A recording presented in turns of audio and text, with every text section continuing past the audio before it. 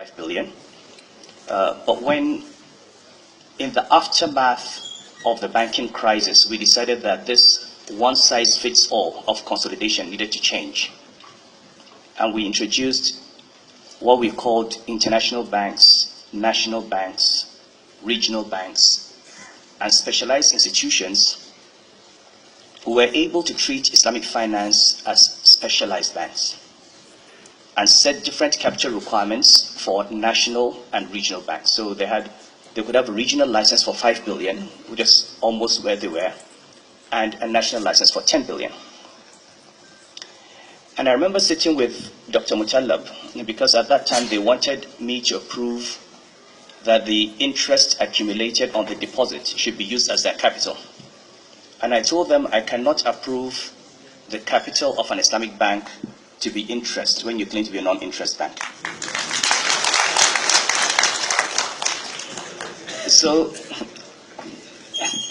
there was this interesting meeting in Kaduna with the board of Jais, where they had only 4 billion naira.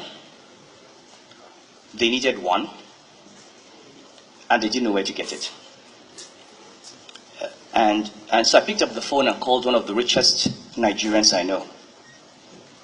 And I said, you know, I've read in Forbes Africa that you are one of Africa's richest men. And he said yes. And I said, and yet in Nigeria we can't have an Islamic bank because we can't get 1 billion naira. So anyway, at the end of that conversation, he wrote a check for 1 billion.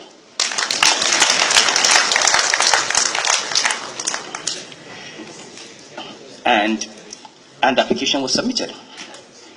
And then every week I would say, where is the Jais license? And I'll be told that they hadn't complied. But I was told the issue was capital. I remember going to the president for a meeting, and I met the president of kano, who had gone to report me to say that I had reduced capital for an Islamic bank from 25 to 5. I made sure that before I gave Jais that 5 billion, that I had given Wema Bank a license with 10 billion naira capital. So it was not just an Islamic bank that I had given an exception. So I escaped that way.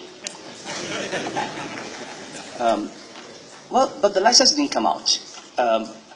And I remember, I think Dr. Mutallab will remember, one day I got tired and I called a meeting. I went to the deputy governor, the directors, the board of Jais, and I said, let's all sit in the central bank. And Mr. Bintube was then the MD. He had complained bitterly about how he had done everything and his license was not out. So we had the meeting. I said, okay, what do you need from the central bank side? And they had the list. And Bintube brought out evidence they had given everything that was needed, including acknowledgement from the central bank. So at the end of that meeting, I said, Director, is there any other thing outstanding from Jais? And he said no. So I turned to the deputy governor and said, I want to sign the license for Jais by close of business today. And that's how we signed that license at 5 p.m. on that day. The point I'm making is that there are a number of people who don't understand things, and they fight things because they don't understand them. You know, some people, when they don't understand something, instead of trying to understand it, you destroy it. And it's extremely important for people who know that what they're doing is good for the country, good for the society, to stand firm and fight. Because you can't just put up your arms. If we had caved in at that time with all the noise about Islamization, there was a threat to suicide. There was a court case I would have succeeded.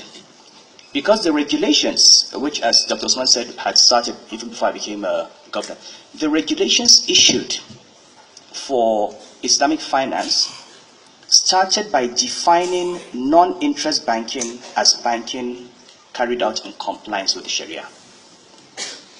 Now, legally, since the law setting up the Bofia law allowed for non-interest banking, central bank could not restrict non-interest banking to Islamic finance.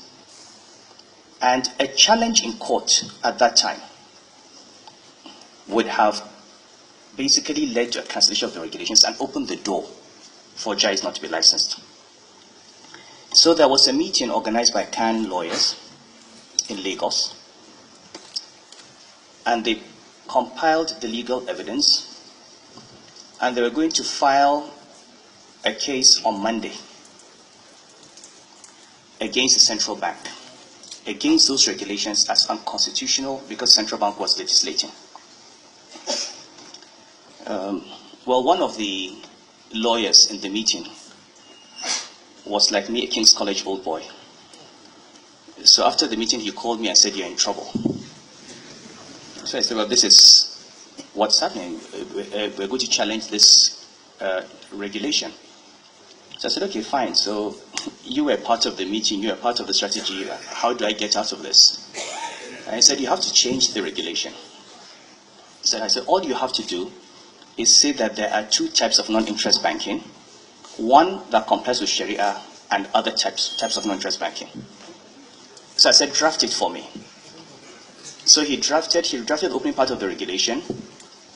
We approved it and issued it on Friday.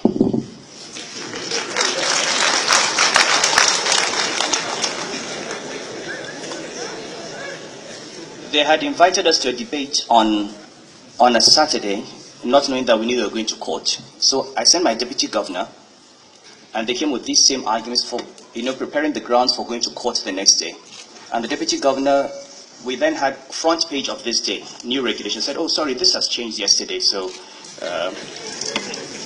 it's there are a lot of intrigues, and you'll be surprised at the names.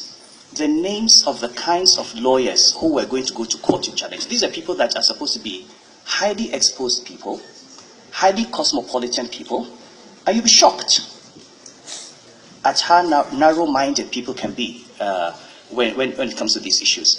But, the good thing is, after some time, people realized that there was no harm intended, that this thing is good. You have diversification, you have financial inclusion. They walk down Oxford Street and they see Islamic Bank of Britain, they see David Cameron talking about Sukuk, and then they begin to feel a bit maybe ashamed of themselves and begin to pipe down a little and then wait for the next battle. But the key is